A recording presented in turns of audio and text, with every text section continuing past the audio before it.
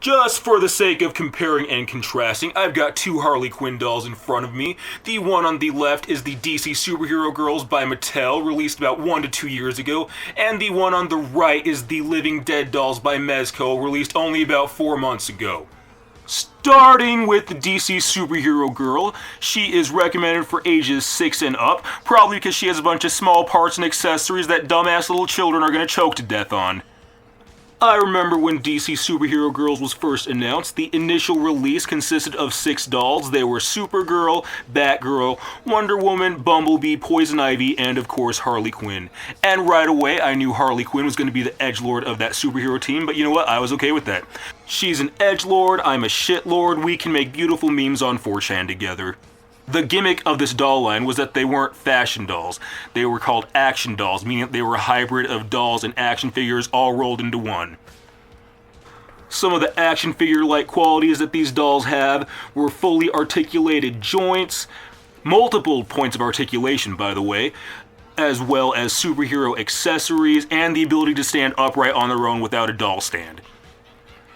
Some of the fashion doll qualities of these dolls were removable shoes, fashionable accessories, undressable clothes, and as per typical for most Mattel dolls, sculpted on panties. And of course, rooted brushable hair. Just want to run my fingers through it. However, on that note, one of my nitpicks with a lot of the dolls in this line, specifically the ones with the multicolored hair, is how it's rooted in. In the case of Harley Quinn in particular, she has these 2 spontaneous red and blue streaks on either side that just look a little bit out of place and kind of cheap if you ask me. Eventually, I might consider rerouting her. I just need to think of a method that I want to do it.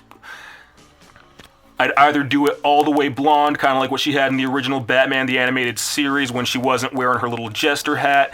I might do it half one color and half the other color, kind of like what she's got going on in her New 52 comics. Or I might just do the typical platinum white that she's got now, but then have it do that transitional ombre gradient into the red and the blue on either side, kind of like what she's got in her Rebirth comics. Color aside, one thing that I do find a bit odd is that the official artwork on the packaging and in the promotional ads, Harley Quinn has fringe in the front, kind of framing her face, but the doll does not. However, none of that bothers me as much as how this hair is parted in the back. As you can see, it's extremely unbalanced and really heavy on one side more than the other. It looks like a lopsided butt crack on the back of her head. And I get it, Mattel. Side parts are fashionable, but you know, there could have been a more graceful way to handle it than this. Another little nitpick I've got is this mask of hers. It abruptly stops right behind her ear, just like a pair of glasses. Not a superhero mask. And for me, that kind of detracts from that superhero, supervillain vibe she's supposed to be giving us. To be honest, I probably would have much preferred for it to wrap all the way around the head. However, her mask is removable and adjustable, so if I do reroute the hair, I might also just alter the mask a bit too. I also might want to repaint her eyes a little bit more of a vivid color, as opposed to this kind of faded, washed out, gray toned blue. I want to go for more royal, shocking blue, so it kind of adds to that more dramatic comic book feel. But that's all kind of just a hypothetical at this point. I don't even know if I'll even get around to any of that, but who knows. Something that doesn't bother me too much, but it usually would on most other dolls, are her painted on leggings.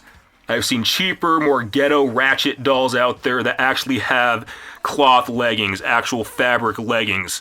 But damn, look at that tone, girl, daddy likes. I want you to crush my face with those thighs. The thing I don't think I can forgive is this little mallet accessory she's got. This handle is all bendy and rubbery. This paint job lacks a lot of detail. Not even Tom and Jerry would use this.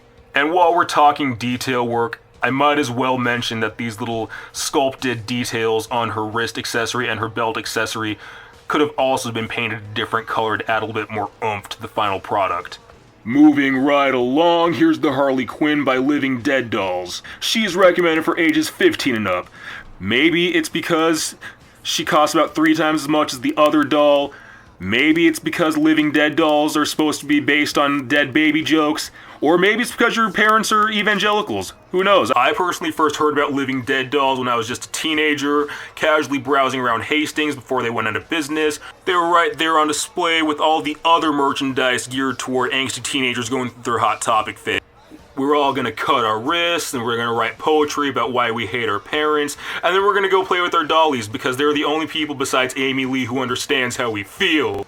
Best thing about this doll is that her clothes are held on by an actual zipper. Makers of Living Dead dolls are not shitting around when they say that these are meant for the serious collectors out there.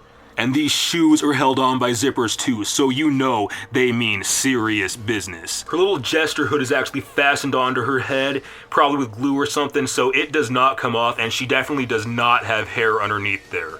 But if that hood doesn't come off, then why the hell does she have ears underneath? Just like the hood, the mask does not come off her face. It is right there sculpted onto her.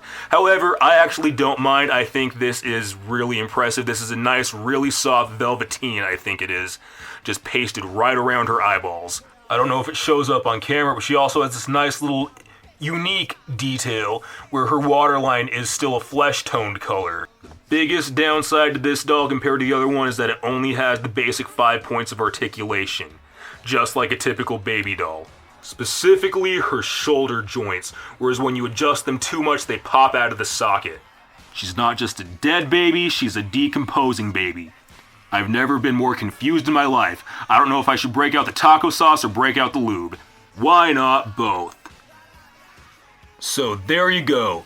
2 dolls, side by side, same character, different dolls, each with their own unique strengths and weaknesses. Just like Pokemon.